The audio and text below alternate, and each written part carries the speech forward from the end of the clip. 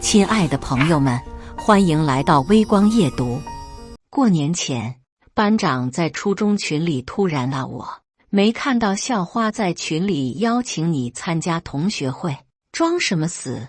校花假惺惺冒头，宁宁是因为当年霸凌我的事，不想出面吗？没关系，我已经原谅你了。他一句话，让群里瞬间炸锅。当年那么霸凌倩倩，这贱人还有脸出现，嫉妒倩倩好看，成天造谣欺负她。现在人家成豪门太太，傻眼了吧？这么恶毒，活该他爸不要她，多好笑！当年明明是我被他霸凌才对，我没找他算账，他倒是先装上了。网上翻聊天记录，校花说会在同学会上宣布自己和江氏集团太子爷订婚的消息。等等，江氏太子爷，我怎么不知道自己亲弟要订婚的消息？我火速回复，等着，我马上去。接下来开始我们本期故事，记得点击订阅并开启小铃铛。巧的是，方倩倩举办同学会的酒店刚好是我名下的酒店。上个月我过生日，我妈把这个全市唯一的7星级酒店送我做生日礼物。酒店经理看到我急忙上前鞠躬，殷勤地接过手里的包。总经理，您突然大驾光临是？我挥挥手打断他的话，大步走进群里说的举办同学聚会包厢。包厢里，校花方倩倩被众星捧月地围在中间，一眼望去，整个人挂满了奢侈品，仿佛移动的展示柜。听说倩倩未婚夫是咱们市首富江氏集团的太子爷，倩倩真厉害，又漂亮又优秀，现在又要嫁入豪门做少奶奶。要是让那个江宁宁知道，不得气晕过去。我同事说，上次在公司厕所看见江宁宁，据说现在也在江氏，不过是刷马桶的，哈哈哈哈！倩倩真的太可怜了。这次江宁宁这贱人要敢出现，我们必须让她这辈子再没脸祸害别人。周围所有人不约而同的嘲笑，目光里全是恶意。班长殷勤地蹭到身边，给她倒酒。方倩倩接过酒杯，矜持地拿纸巾擦了擦嘴角，不经意地露出自己鸽子蛋大小的钻戒，以及手腕上的香奈儿最新款的星空款手链，引起周围女生此起彼伏的惊叹和羡慕。哇，这条不是全球限量吗？听说100多万一条。倩倩，你未婚夫真的好爱你。我眉心跳了跳。那款手链全球3条定制款，其中1条在我手里，看了一眼，有点不确定，又看了一眼，是真有点眼熟，再看一眼，确定了。该死，那不是我上周刚买的那条吗？装饰的 JN 刻字，就是自己名字江宁宁缩写啊，怎么会在方倩倩身上？难道我弟真的瞒着我和这女人订婚了？不能这么眼瞎吧？要不我先打个电话问问他。刚要转身给我弟打电话，给方倩倩倒酒的班长伸眼尖的看到我，立马阴阳怪气大声道：这不是咱们班的江宁宁吗？躲什么？心虚啊！所有人顺着班长目光看向门口的我时，整个包厢安静一瞬，下一秒嘲笑轰然炸开。怎么？有脸来没脸听是吧？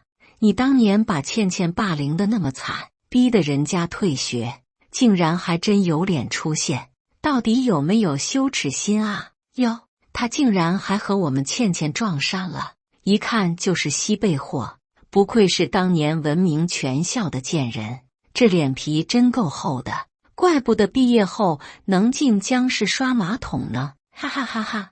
伴着众人一句接一句的嘲笑，方倩倩眼底闪过得意，下一秒，她端着酒杯施施然站起，一副好心替我打圆场的模样。过去的事都过去了，大家别说了，我早就忘了。众人立马吹彩虹屁，夸她大度善良，投向我的全都是鄙夷的白眼，真是好笑。当年我妈在国外打拼事业，方倩倩以为我是孤儿没人撑腰，在宿舍里动辄孤立霸凌我。一次她要抢我妈送我的项链，被我拒绝后恼羞成怒，一把把我推下楼梯，直接右腿骨折。后来她那靠摆摊养活她的妈妈带着她亲自跪在我面前，当着我的面苦涩地掏出1块、10块，甚至还有5毛的票子，磕头求我千万不要把方倩倩霸凌的事说出去，赔多少钱都行，只祈求我不要把这件事说出去，毁掉她的人生。我心软，选择闭口不言。休学回家养好腿后，就被我妈送出国留学了。没想到我放她一马，她在背后竟然这么造谣我的。我冷着脸掏出手机，要把我弟叫过来质问。没想到手机刚拿出来，方倩倩突然尖叫一声，糟糕，我戒指不见了。下一秒，班长一个箭步冲上来，狠狠甩了我一巴掌。江宁宁，你什么意思？敢当着我们的面偷倩倩东西，你他妈活腻了！我被他劈头盖脸的一耳光直接打懵了，脸颊火辣辣的疼。你什么意思？班长气势汹汹。什么意思你自己清楚，怎么你一来倩倩的戒指就没了？不是你偷的还能是谁？方倩倩的小跟班林若雪也堵上来，手指几乎戳我脸上。当年在学校动不动就抢倩倩东西就算了，现在都成年工作了，竟然还改不掉这毛病，你见不见啊？众人纷纷围了上来，愤怒地为方倩倩伸张正义，赶紧把戒指交出来，否则别怪我们不客气，和他废什么话，直接动手搜。林若雪伸手就要抢我怀里包，可那包里有我外婆刚送我的传家宝，价值1000多万的翡翠手镯。别动我包！话音刚落，我心里咯噔一下，糟了！果然林若雪和班长眼睛一亮，抬手就要抢包。我把包死死护在怀里，别碰我包，东西不是我拿的。你们不信可以去查监控，奉劝你们一句，我包里的东西弄坏了你们赔不起，别逼我报警。没想到班长听了之后怒气更盛，反手又给了我一耳光。听到没？他说他要报警。你觉得警察来了是先抓我们，还是先抓你这个小偷？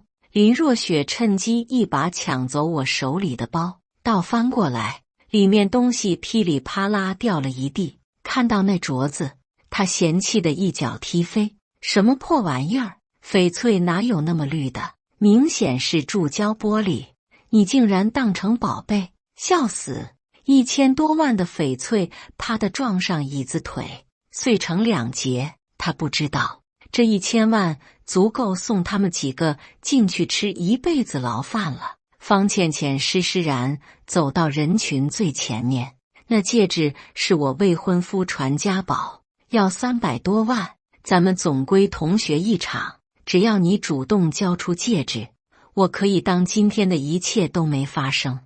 我阴沉着脸收好地上翡翠玉镯的残骸，再也控制不住愤怒，语气讥讽：300万的人造钻，别搞笑！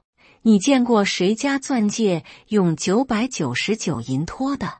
就算你拿个假钻戒糊弄，至少也要有点常识吧。没想到我话音刚落，包厢内寂静一瞬，下一秒天花板差点被所有人的笑声顶翻。你一个刷马桶的，摸过钻戒码你？人家倩倩是白富美，她能认不出来真假？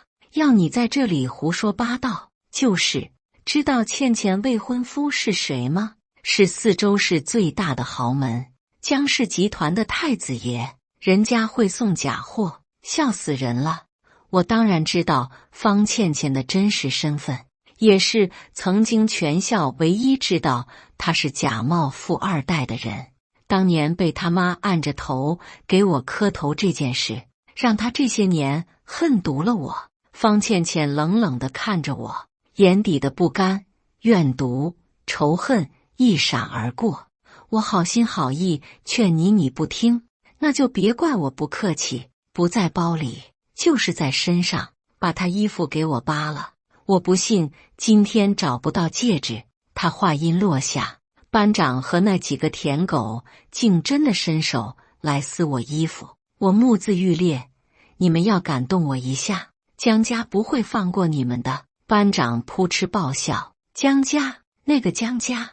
不会是江氏集团的江家吧？别搞笑了，别以为你也姓江就能碰瓷江家。给我按住他，既然他不愿意主动给，那我就亲自搜。方倩倩的舔狗们一拥而上，其他人全都一脸看戏，甚至还有举着手机对着我脸拍的。我这才恍惚发现，人群中竟然还坐着当年的班主任。他和以前一样，对同学们对我的霸凌装作视而不见。对上我的视线，班主任心虚地移开视线。在他眼里，班上只有成绩好、家里有钱的才算是人，其他的成绩不好的、家里条件不好的，他向来熟视无睹，任由他们被好学生欺负霸凌。当年我多次被方倩倩霸凌后，找班主任他不管后，我给教育局写信投诉，他当晚立马打电话给我，好声好气安慰。老师真的没想到事情这么严重，先把投诉撤了，老师保证帮你解决。我信了他。第二天，冒雨学校当着他的面撤销投诉。办公室里，我刚把被方倩倩用卷发棒烫伤的胳膊露出来，委屈地开口喊了句老师。窗外电闪雷鸣，一道闪电照亮他瞪大的眼睛，仿佛地狱恶鬼。反了你了，没教养的小野种，谁准你去教育局的？他扬起蒲扇般的大掌，一巴掌接一巴掌，把我扇得满脸是血。我今年马上要升荣誉教师了，你故意的是吧？还抑郁症？真抑郁怎么不赶紧去死？我警告你小兔崽子，你要是再敢坏我好事，我绝不放过你。曾被我刻意遗忘的恐怖记忆，在这一刻再次被重启。我大口大口呼吸，拼命在被林若雪倒在地上的那堆东西里翻找。被霸凌退学后，我患上严重的焦虑症，每次发作就会呼吸急促，直至昏过去。虽然这些年在心理辅导和药物治疗下已经缓解，但这次和当年近乎一样的霸凌，刺激的再次让我发病。众人围着我恶毒讥讽，林若雪阴阳怪气，哟，还装上了，演得挺像啊。她一把踩住我拿药的手，抢过药瓶，恶毒拧开，直接倒在地上。这么喜欢演，我帮帮你。下一步是不是说自己要不行了？你求求倩倩啊，要是倩倩愿意原谅你，我们说不定会送你去医院。我捂着无法呼吸的胸口，拼命挣扎，拨通了我弟的手机。班长狠狠一脚踹开手机，拨通的手机传出弟弟疑惑的询问声，而我却没办法出声了。班长恨恨又朝手机踹了几脚，确定彻底报废没法求救后，恶狠狠朝我吐口水。我告诉你江宁宁，今天不把戒指交出来，你他妈就算死也得给我死在这儿。就在这时，经理微笑着推开门，恭迎2个人进包厢。大小姐就在这间包厢。包厢猛地一静，哇，酒店经理亲自来送，这位肯定就是江氏集团的太子爷了。这么帅，还这么有钱，倩倩的命真的太好了。所有人都下意识忽略经理那句大小姐在这里。方倩倩仿佛一只欢乐的小鸟，径直冲进来人怀中，下一秒委屈落泪。老公，你终于来了，今天那个霸凌我害我退学的人也来了。男人皱眉，那个不长眼的敢欺负到我未婚妻身上，等着，我今天必须给你出了这口气。方倩倩感动擦泪，抬手冲我一指，就是他。男人3步并作2步冲到我面前，愤怒呵斥：就是你欺负我未婚妻，逼她退学。他一把拽住我的头发，用力提起，在看清我的脸的那一瞬间，他大惊失色，吓得一个屁股蹲跌坐地上。大小姐，怎么是你？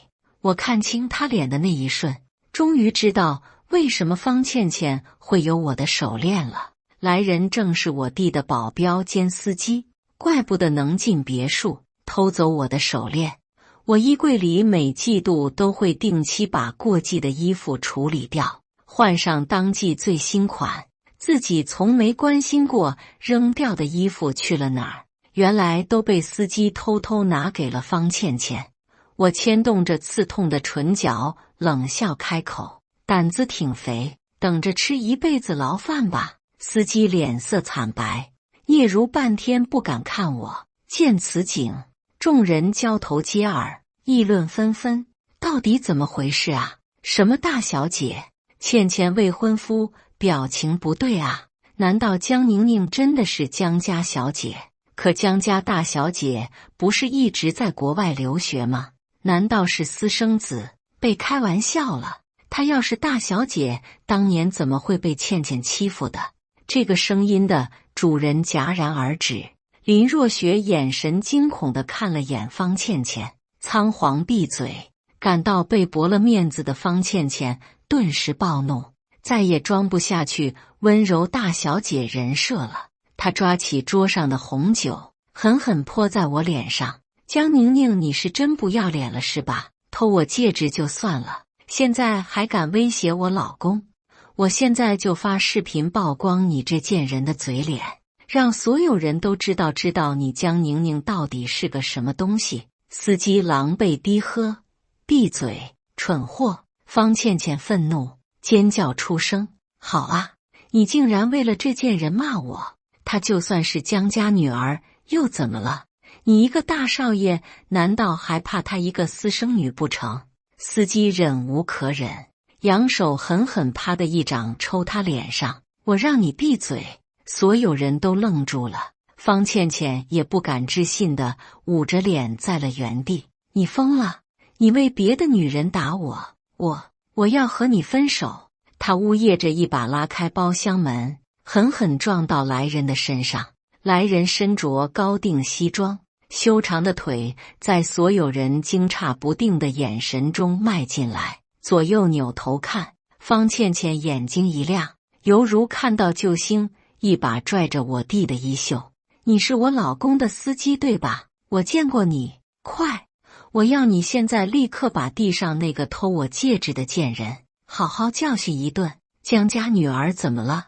我老公还是江家太子爷呢，他一个私生女还想踩在我这个未来的江氏少奶奶头顶拉屎，他做梦！我弟视线疑惑地从我脸上掠过，下一秒他惊悚瞪大眼，似乎不敢确认地上被折磨得鼻青脸肿的人是他亲姐。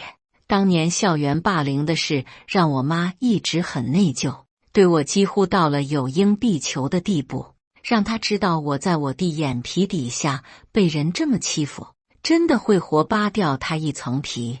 我弟颤抖开口：你再说一遍。方倩倩以为他没听明白，愤怒更甚：我让你立刻马上把这件人拖出去往死里打，听不懂吗？他话没说完，我弟抬腿就是一脚，直接把方倩倩踹飞到包厢外。我弟怒极反笑，森冷开口：敢欺负我江秦昊的姐姐，我看你们他妈的都他妈活腻了。包厢里瞬间死寂如鸡，方倩倩狼狈从地上爬起，捂着肚子哭着找自己未婚夫：亲爱的，你司机是不是疯了？所有人亲眼看着他未婚夫江家太子爷咚的一声跪在地上，满头冷汗的对着身前人磕头：江少爷，求你原谅我一次，我真的再也不敢了。这下方倩倩也安静了，他不敢置信地看着跪在地上，对着我和弟弟狂磕头的未婚夫，颤声问道：“江金栋，你什么意思？什么江少爷？”他崩溃地扑上前，疯狂捶打：“你说话啊！你不是才是江家大少爷吗？你他妈的倒是说话！”司机战战兢兢跪在地上，头都不敢抬。刚还围着我威胁暴打的众人，此刻如同一群受惊的鸡仔，一个个缩在角落，惊疑不定地看着我们几人。他们都知道，这次真完了，他们得罪了最不能得罪的人。谁不知道江家总裁宠女儿是全市出了名的，每年生日送女儿豪车豪宅公司股份，甚至是几个亿的私人岛屿，毫不手软。哪怕不知道这些，在网络如此发达的今天，把他女儿个人信息保护得密不透风的程度，也足以看出江家总裁对这个女儿的重视和爱护。可今天他们不仅污蔑我偷东西，还对我围殴，在场所有人脸色顿时跟死了3天一样惨白。以前他们不知道江家大小姐叫什么，但此后余生我弟和江氏集团一定会让他们刻骨铭心地记住我的名字。我弟心疼，脱下外套盖到我身上，弯腰把我轻柔地抱在怀里，扭头看向方倩倩时，眼底是毫不掩饰的冰冷杀意。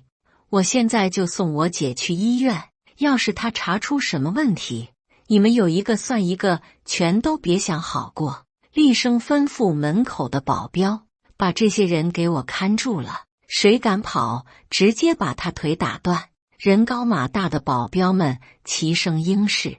我弟阴沉着脸，抱着我大跨步上了那辆他司机装作是自己的开出去把妹的车。这下所有人还有什么不明白的？一向眼高于顶，心高气傲的方倩倩竟然被一个装富二代的司机给骗财骗色了。他竟然还要和他订婚，还怀了他的孩子。方倩倩犹如晴天霹，受不了打击，两眼一翻，直接晕了。所有人就像避瘟疫一样，惊恐地避着他，形成了一个真空带。还有不少人偷偷用怨毒的眼神看他。聚会前，被众人众星捧月围着的方倩倩孤零零地躺在地上，无人搭理。医院里，我躺在病床上，我妈阴沉着脸。VIP 病房里跪了一地的老同学，他们一个个战战兢兢，低头不敢看我。跪在最前面的是方倩倩和司机江金栋。我妈坐在床边给我削苹果，视线冰冷地从江金栋脸上刮过。江金栋，我看在你妈是我远房表亲的面子上，好心收了你给我儿子开车，你就是这么报答我的，偷我女儿的衣服首饰，开我儿子的车装大款，现在还纵着你女朋友欺负我女儿，胆子挺大呢你。他愤怒的一把把苹果砸他脸上，你今天必须给我一个交代。江金栋哭丧着脸，江总，这事儿全都是方倩倩这件人做的，我是真不知道，我已经替大小姐教训过那件人了，您大人有大量，就原谅我这次吧。我妈一怔，下意识问了句，你说他叫什么什么？江金栋小心翼翼抬头看了眼我妈的表情，咽了口水，强忍恐惧又重复了一遍。我妈怒极反笑，视线重新落后鼻青脸肿的方倩倩脸上，咬牙切齿，原来你就是当年那个在学校霸凌我女儿，害她得上抑郁症的小畜生啊！方倩倩吓得脸色发虚，结结巴巴开口，这都是误会，我当年真不知道宁宁是您的女儿。我妈暴喝，什么误会？你偷偷在我女儿鞋里藏刀片，结果你自己误穿受伤，栽赃我女儿，害她全校通报是误会，还是你在学校到处给我女儿造黄谣，害她抑郁自残是误会，还是你勒索我女儿不成？反手把他推下楼梯，害他差点摔成半身不遂。是误会，我妈每说一句，方倩倩的脸就惨白上一分。这些年，她靠着自己较好的外貌，混成了一个有100万粉丝的小网红。如果这些事传出去，不仅她的事业彻底毁了，连她想傍富二代的这条路也被彻底堵死了。在4周市，没人敢得罪江家这个龙头老大。我妈冷哼一声，当年我本想让你这种人渣退学，直接送进教管所，要不是你妈又是磕头又是下跪，我女儿善良心软，选择压下了这件事。你以为你现在还有跪在这里的机会吗？你不感恩就算了，竟然还敢欺负我女儿，污蔑她偷东西，众人面面相觑，到底怎么回事？难道江宁宁才是被霸凌的那个？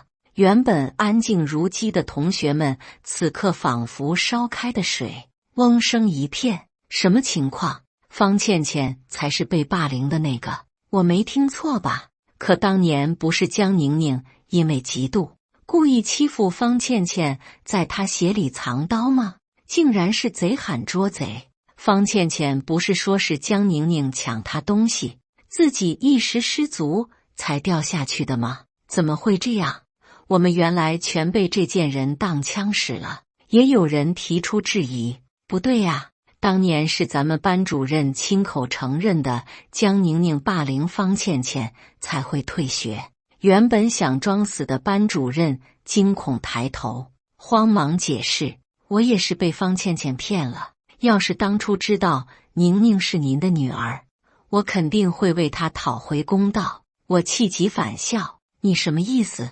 我要是个普通人的话，就活该被方倩倩欺负了是吧？就你这种人渣也配为人师表？当年我3番5次找你求助，你搪塞敷衍也就算了，方倩倩推我下楼梯前一天，我是不是找你求助过？说方倩倩威胁我要给我好看，让我这辈子再也没法跳舞。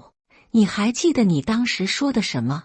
我曾天真的以为只要远离这个地方，就不会再想起这些痛苦的往事。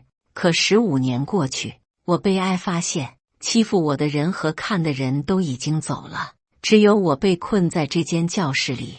凭什么？为什么？施暴者成功幸福，受害者却要一辈子活在痛苦里，这不公平。我深吸一口气，压下几乎喷涌而出的怒火。你说方倩倩不欺负别人就欺负你，你难道自己就没有问题吗？就是因为有你这种和稀泥的老师存在，才让霸凌在学校愈演愈烈。今天我就把你当初和我说的话送给你。现在我终于有勇气面对这张给我造成童年梦魇的班主任的脸，朝着他吼出那4年里自己所有的不平和委屈。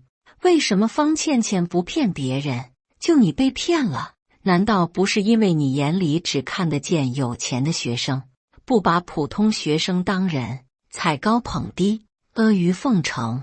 上学时相信方倩倩编出来她是有钱人的私生女，不敢得罪她，才放任她冷眼旁观霸凌我。但凡你当初不冷眼旁观，她方倩倩就不敢嚣张跋扈地霸凌别人。你这种人渣简直就是教育界的毒瘤，抑郁症后。我很少提及上学时的事，除了那次摔下楼梯被我妈知道方倩倩一直霸凌我外，其他的事我都选择绝口不提。我妈也是第一次知道当初我被霸凌，这位班主任也是推手之一。他气得浑身颤抖，立刻联系学校，把这个人渣开除，吩咐下去，以后有任何一个学校敢收留这种垃圾当老师，江家对其该学校取消一切资助。班主任瞪大眼，脸色煞白。江总，我真的知道错了。说着，他扑通跪在我病床前，连连哀求，江大小姐，我真的知道错了，我愿意补偿您，你想要我干什么都行，就是千万别让学校开除我。我上有老下有小，真的不能没有工作。我摇摇头，在他哀求的眼神中默然拒绝。如果我今天原谅你，就是对曾经那些被霸凌学生的第二次伤害。班主任的身体犹如离水的带鱼一样软软的瘫在地上，他崩溃地趴在地上，哽咽出声。我相信他此刻是真的知道错了，但是可惜已经太晚了。见到我妈的雷霆手段，剩下的人这下是真的彻底慌了。他们是真的知道江家的实力，不仅仅是法律制裁，江家产业遍布四周市的各行各业，只要江家打声招呼，整个四周市再没他们立足之地。众人这下真的害怕了，一个个纷纷急着摆脱自己的关系。江总，我们也是被方倩倩这贱人骗了，才会被误导，伤害了江大小姐。你大人不计小人过，别跟我们一般见识。对，我们都是被那贱人骗了，霸凌的事我们真的都不知情。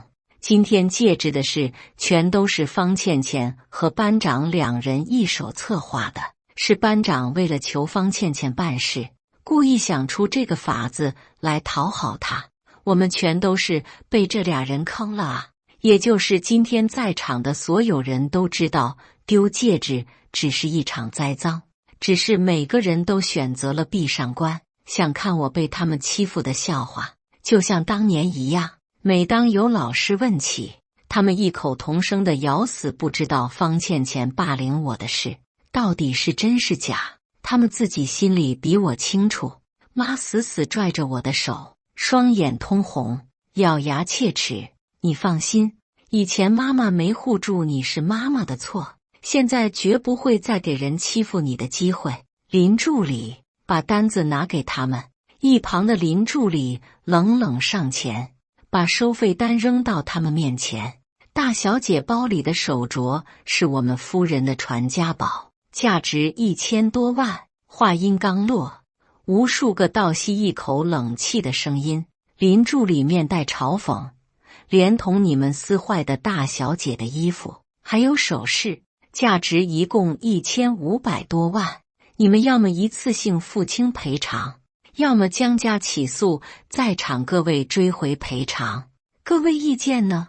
这下所有人的脸都青了，不少人咬牙狠狠地偷偷踹了方倩倩两脚。这么多钱他们肯定是拿不出来的，但是要写欠条，一辈子赚钱给江家还债，他们也不愿意。一个声音不合时宜地响起，你们说那镯子1000多万就1000多万了，当我们都是傻子？其他人怕你们江家，我可不怕。再说了，他江宁宁不就擦破点皮，你就要把我们一群人送进牢里，未免太过小题大做了吧？林若雪义愤填膺地站出来，一脸的坚毅小白花的样子，眼神却偷偷往以强皱眉的我弟身上瞟去。别以为你们江家家大业大就能仗势欺人，我林若雪也有20万粉丝，信不信我在网上曝光你们？我心下好笑，他是不是电视剧看多了，以为我弟会像霸道总裁一样爱上与众不同的他？他真是想多了。我弟勾起嘴唇，露出森然利齿。我记得你叫林若雪对吧？林若雪背脊更挺直了几分，雪白肌肤上微不可见的涌上一抹粉晕。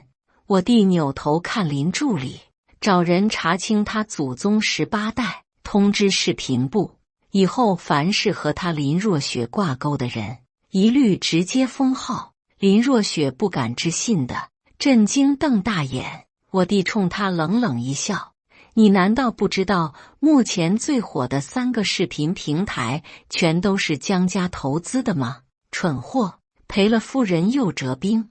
这下林若雪真傻眼了，剩下的人噤若寒蝉，再也不敢废话，一个个噤若寒蝉地低着头，在林助理的欠款合同上签了字。全班一共36个人，方倩倩、林若雪、班长以及对我动手的那几个方倩倩的舔狗，拿大头800万，剩下的人平分700多万。饶是这样，也是一笔巨款。他们所有人余生都要为自己的错误买单。至于江金栋，秦家整理了之前遗失的所有衣服和首饰，向他提起诉讼。这些遗失的全都被他送给了方倩倩，一部分被他卖了还钱，来维持他在短视频里光鲜亮丽的富二代身份；一部分被他自己用，在平台上拍视频炫富，自己用的全部被追回。那些被卖了的，则由江金栋承担全部损失。我则在医院里安心地躺了3个月，每天衣来伸手，饭来张口，胖了足足10多斤。出院那天，我得知了方倩倩的消息。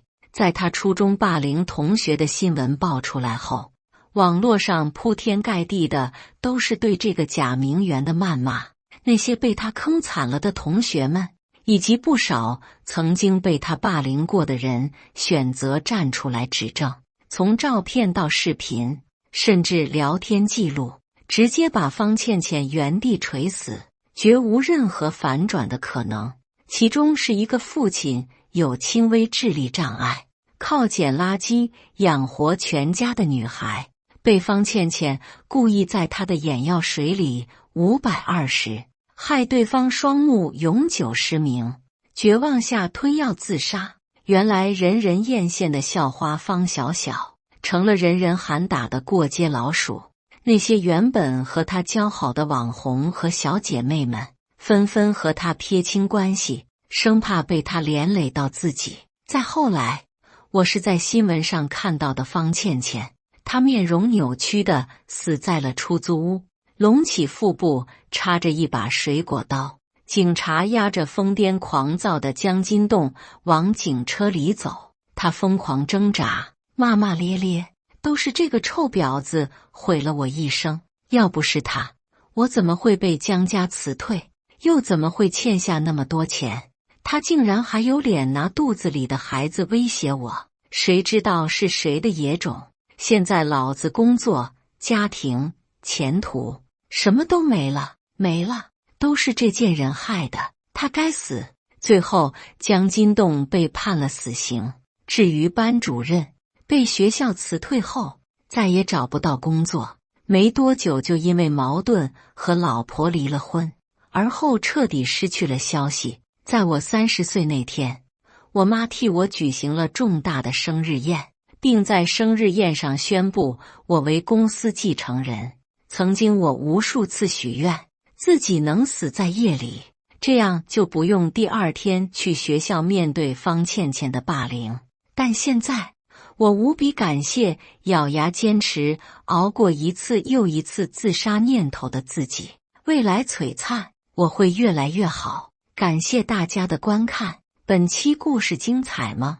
欢迎大家在下方评论区吐槽。如果你喜欢这类故事，记得点击订阅微光夜读，并分享给更多的人，这会对我帮助很大。再次感谢大家的观看。